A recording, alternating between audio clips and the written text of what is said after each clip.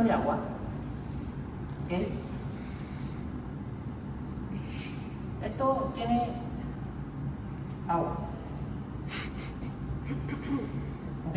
Y esto también tiene agua. Yes. Acá tenemos un reactor y esto estaba sellado y generaba hidrógeno. Y con una manguera se condujo el hidrógeno dentro de la columna de agua. ¿Ok? Sí. Sí.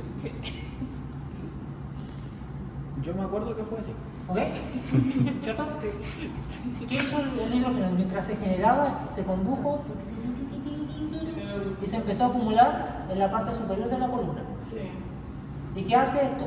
El hidrógeno, mientras más se acumulaba, genera una presión de gas, presión de gas de hidrógeno, ¿y qué hace como consecuencia? Que la columna de agua Baja. empezó a bajar. ¿Cierto? Sí.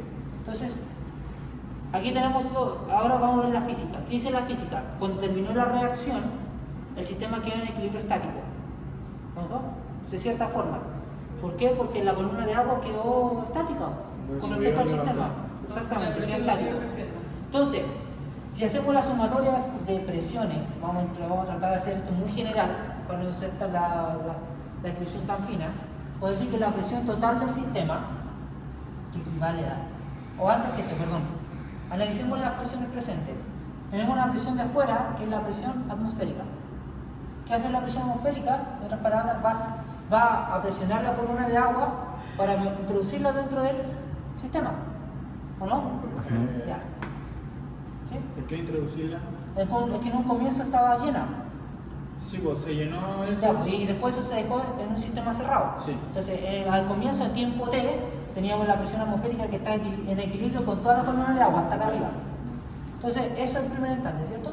Después se empezó a generar el gas y empezó a mover la columna de agua, en este caso subiendo el nivel de esta zona de agua, y eso quedando en equilibrio estático con las presiones tanto internas como externas. Sí.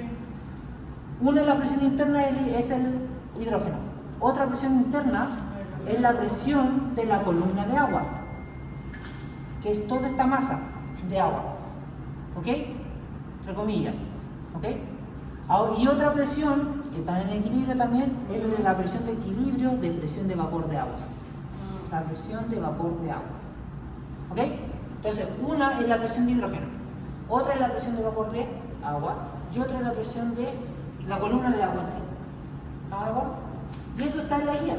Pueden mirarlo. ¿Sí? Vean el ejercicio resuelto. Por favor, veanlo. ¿Sí? Entonces, cuando hacemos el equilibrio, vamos a percatarnos de que la presión de columna, la presión total del sistema, va a ser igual a, en este caso, la presión atmosférica, que va a estar en equilibrio con todas las presiones internas como las presiones externas, y eso va a estar en equilibrio igual a cero. ¿Ok? Vamos a poner cero. Presión atmosférica, voy a poner interna, menos la presión externa. ¿Ok? Porque estas deben ser iguales, la presión interna versus la presión externa. ¿Vamos? ¿Cuál es la presión externa? Atmosférica. Vamos a decirlo así. Entonces, voy a decir algo, perdónenme, voy a decir que la presión externa va a ser igual a la presión interna. ¿Vamos? ¿De acuerdo? La presión externa es la presión atmosférica. Y esta tiene que ser igual a la presión de columna de agua más la presión de vapor de agua más la presión de oxígeno. Si yo quiero despejar la presión de oxígeno, ¿qué sería? Que la presión atmosférica menos la presión de la columna de agua más la presión del vapor de agua igual a la presión de oxígeno. ¿Cierto? ¿Ok? Entonces ustedes lo que tienen que hacer es encontrar esa presión y esta es una atmósfera. Esta es una atmósfera porque está en el sistema abierto. La presión de columna de agua la encuentran en la tabla.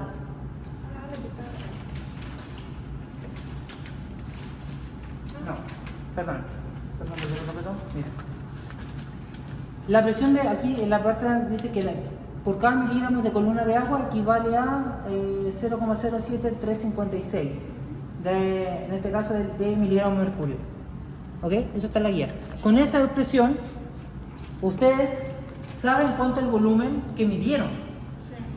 Entonces saben cuál es la columna de agua. La saben. Sí. ¿Me captan? Solamente hay que hacer el cálculo de cuánto es la conversión y saber cuánto equivale a miligramos de mercurio.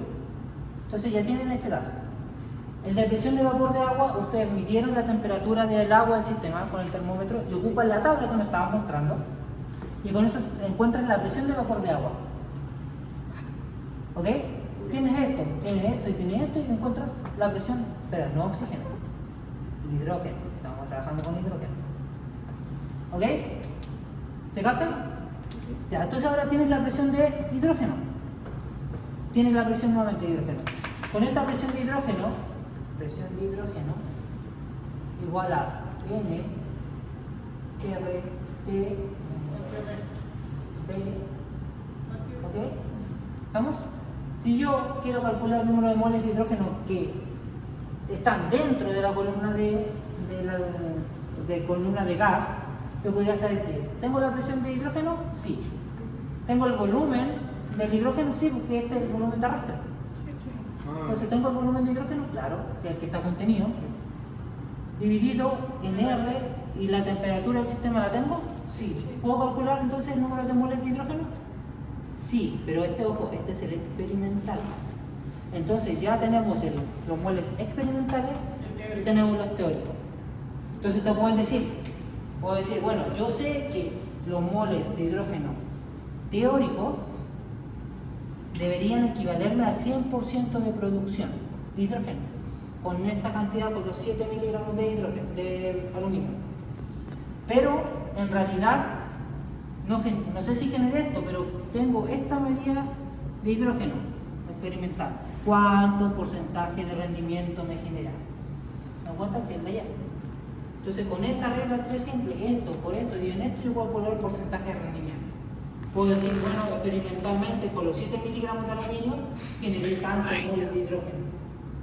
Y ahora, con eso puede ser 80%, 90% de rendimiento, 60%, 30%, no sé, 120%, no importa, es un dato. Ahora, ustedes como grupo, ¿qué deberían hacer? Una vez que ustedes tengan esto, preguntarse, bueno, mi porcentaje de rendimiento. Si me da más, ¿por qué razón me podría haber dado más? Ahí sacar como la Si conclusión. me dio menos, ¿por qué razón me dio menos?